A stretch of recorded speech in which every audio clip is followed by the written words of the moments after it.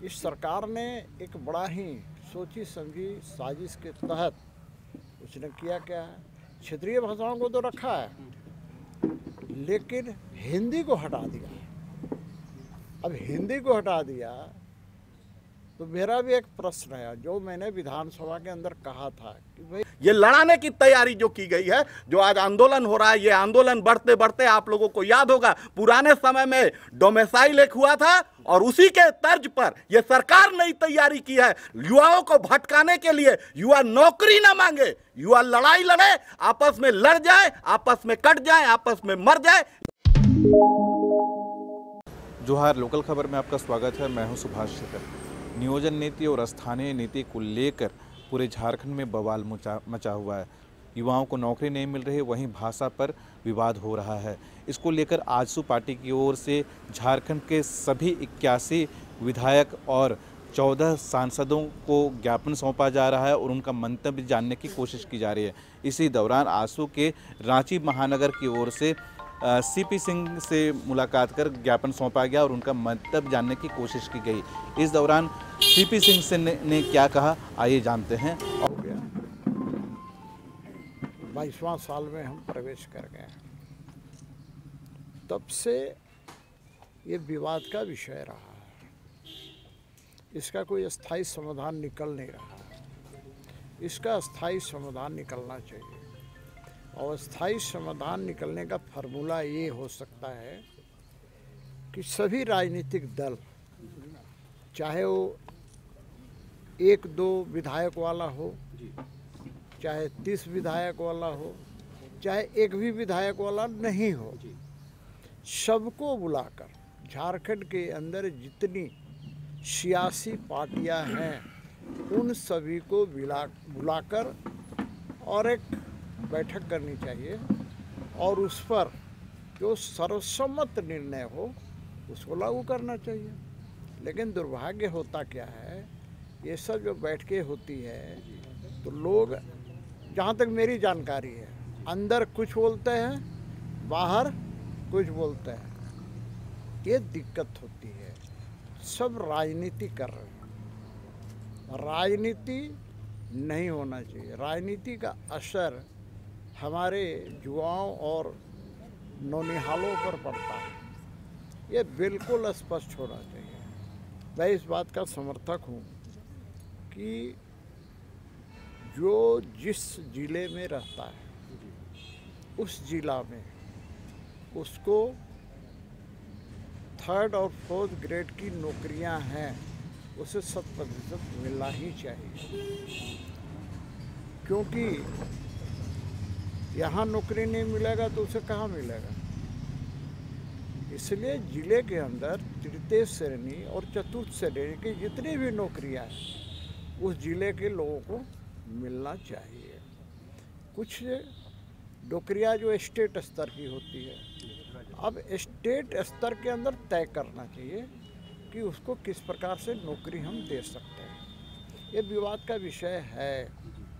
ये आरोप भी लगते रहते हैं कि साहब बाहर के लोग आकर के और नौकरियां पा जाते हैं, तो बाहर का आकर के नौकरियां पा जाते हैं, ये भी जांच का विषय होता है। मेरा कहना है कि स्टेट के अंदर का भी नीति बननी चाहिए। वर्तमान में जो वर्तमान सरकार है, इसने भाषा विवाद पर लोगों को लड़ाने का काम कर रही है। देखिए, जो क्षेत्रीय भाषा है, चाहे मुंडारी हो, खोरठा हो, संथाली हो, कुरमाली हो, या जितनी भाषाएं हैं, निश्चित रूप से उसको उसका हक और अधिकार मिलना ही चाहिए। क्योंकि उस क्षेत्र में रहने वाले हमारा जनजातीय समुदाय खासकर वही भाषा में बोलता भी है। क्योंकि वो सुदूर ग्रामीण क्षेत्र में रहता है तो बहुत शुद्ध हिंदी भी नहीं बोल सकता है, बहुत तरह की बातें होती है। तो कम से कम उसका भाषा को न्याय भी मिलना चाहिए और वहाँ के लोगों को नियोजन नीति में हक मिलना ही चाहिए। लेकिन इस सरकार ने एक बड़ा ही सोची समझी साजिश के तहत उसने किया क्या है, क्षेत्रीय भाषाओं को तो रखा है लेकिन हिंदी को हटा दिया। अब हिंदी को हटा दिया तो मेरा भी एक प्रश्न है जो मैंने विधानसभा के अंदर कहा था कि भाई सीपी सिंह पलामू जिला का रहने वाला है, प्योर झारखंडी है, झारखंड बिहार में नहीं है, झारखंड में है। लेकिन हमारी जो भाषा है, पलामू की भाषा है, गढ़वा की जो भाषा है, वो भोजपुरी मगही मिक्स भाषा है। वहाँ का अपना अलग कोई भाषा नहीं है। अब वहाँ के बच्चे किस में एग्ज़ाम देंगे? न वो खोरठा जानते हैं, न कुरमाली जानते हैं, न संथाली जानते हैं, न हो जानते हैं, न मुंडारी जानते हैं। किस भाषा में देंगे वो? इसके लिए हिंदी रखना चाहिए था।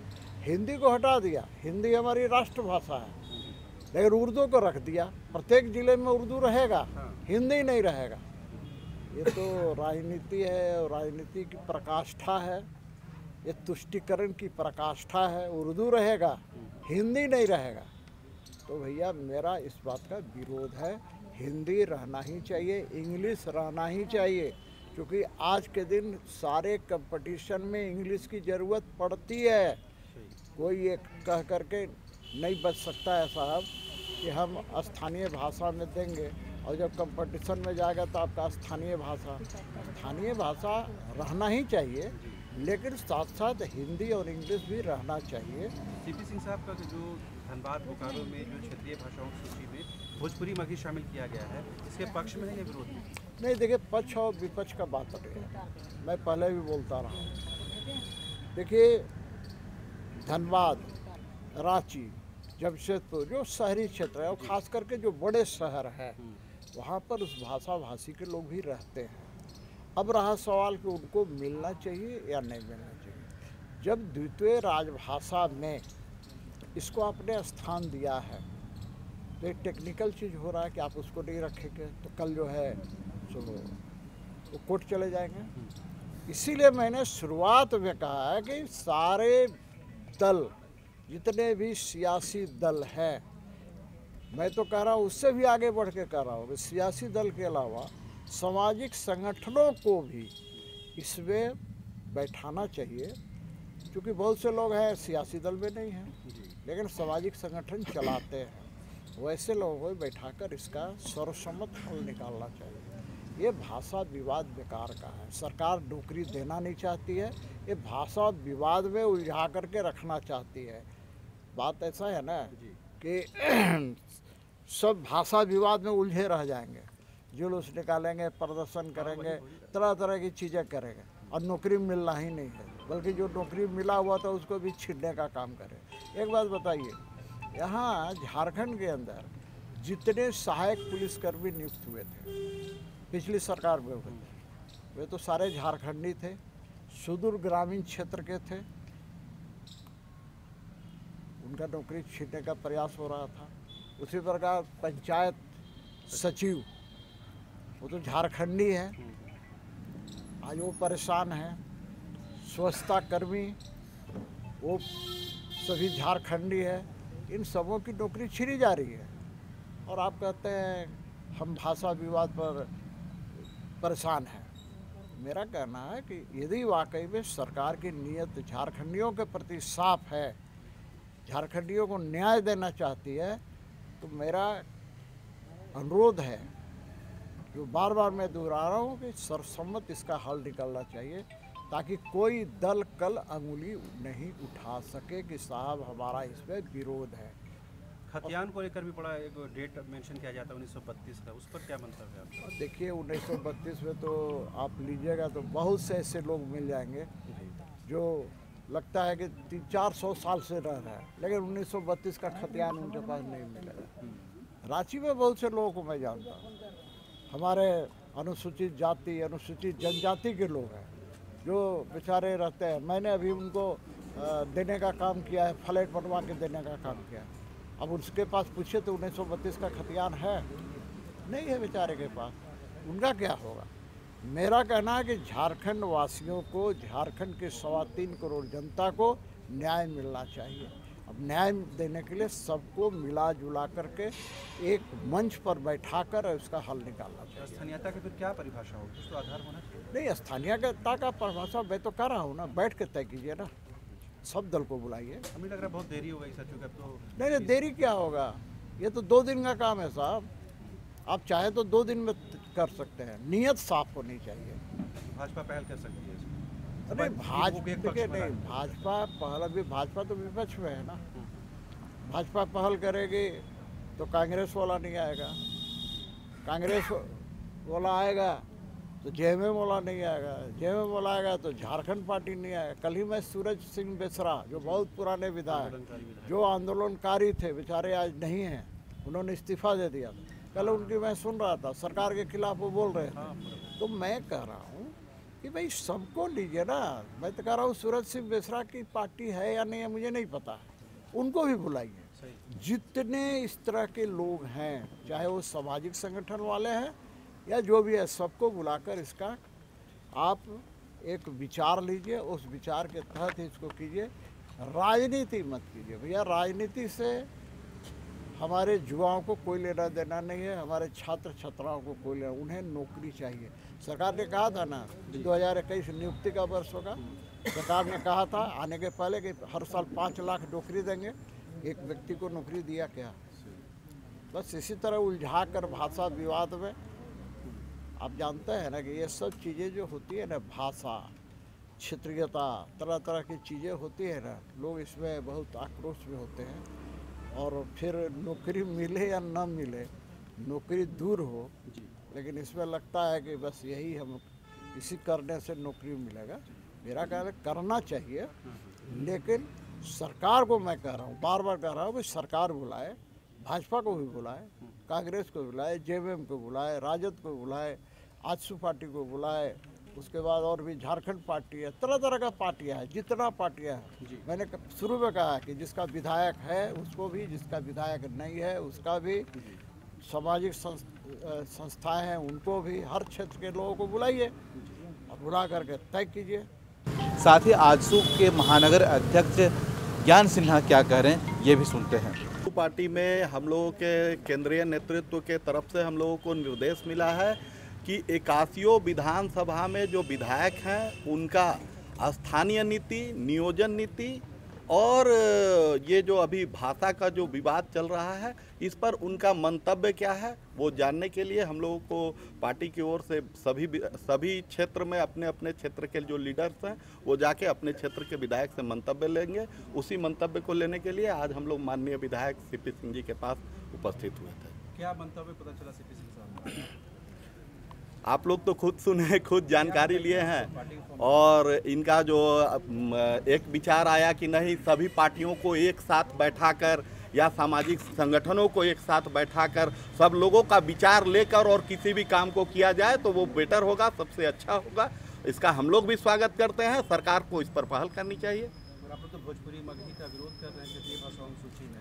हम लोग किसी का विरोध और समर्थन नहीं कर रहे हैं। हम लोग का कहना है कि झारखंड में जो झारखंड अलग करने का जो उद्देश्य था, झारखंड के जो भाषा और संस्कृति थी, जो झारखंड का जो जल जंगल जमीन का जो लड़ाई था, उसमें आप अगर किसी भाषा को शामिल करते हो तो उसमें जो झारखंड का जो लोकल भाषा है उसका भी महत्व और तरजीह होनी चाहिए। जो झारखंड की ज़रूरत है उसको पूरी होनी चाहिए, जिसके लिए आंदोलन हुआ। आजसू पार्टी ने बहुत दिनों तक आंदोलन किया, झारखंड अलग राज्य करवाया, और अलग राज्य होने के बाद 21-22 साल हो गए और आज तक झारखंड का जो जरूरत है, जो इसके लिए लड़ाई लड़ी गई थी, वो पूरा नहीं हो पाया है। इसलिए आजसू पार्टी आज भी संघर्ष के लिए आगे बढ़ी हुई है। और 1932 खतियान को लेकर सीपी सिंह हमने कहा 31 जो अंतिम सर्वे है उस पर आप स्थानीय नीति लागू कीजिए। अंतिम सर्वे हमने अंतिम सर्वे कहा है, अंतिम सर्वे पर आप जो अंतिम सर्वे है उस पर आप विचार कीजिए और उस पर स्थानीय नीति लागू कीजिए, जिससे कि जो यहाँ के लोकल जो गरीब कुचले दबे लोग हैं, जिनके जो नौकरी के लिए जो युवा परेशान है, अभी सर बता रहे थे सीपी सिंह सर कि जो सहायक पुलिसकर्मी लोग इतने परेशान हुए, जो लोकल लोग हैं परेशान हुए, इनकी जो परेशानियां हैं, इस परेशानियों को दूर करने का काम सरकार करे। गरीबों को सताने का काम ना करे, युवाओं को प्रताड़ित करने का काम ना करे, युवाओं को आपस में लड़ाने का काम ना करे सरकार। ये लड़ाने की तैयारी जो की गई है, जो आज आंदोलन हो रहा है, ये आंदोलन बढ़ते बढ़ते आप लोगों को याद होगा पुराने समय में डोमेसाइल एक हुआ था और उसी के तर्ज पर यह सरकार नई तैयारी की है युवाओं को भटकाने के लिए। युवा नौकरी ना मांगे, युवा लड़ाई लड़े, आपस में लड़ जाए, आपस में कट जाए, आपस में मर जाए, इसकी तैयारी कर रही है सरकार। इसकी आजसू पार्टी घोर घटना करती है और हम लोग स्थानीय नीति, नियोजन नीति पर जो हम लोग का विचार है उसके बारे में कह दिया।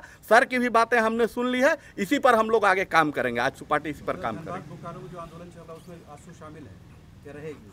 आजसू पार्टी हर जगह शामिल है जहां झारखंडियों की बात होगी, हर जगह शामिल है। हमने कहा झारखंड के जितने भी जो भी कुरमाली है और भी जो भाषाएं हैं आप उनको भी शामिल करो ना।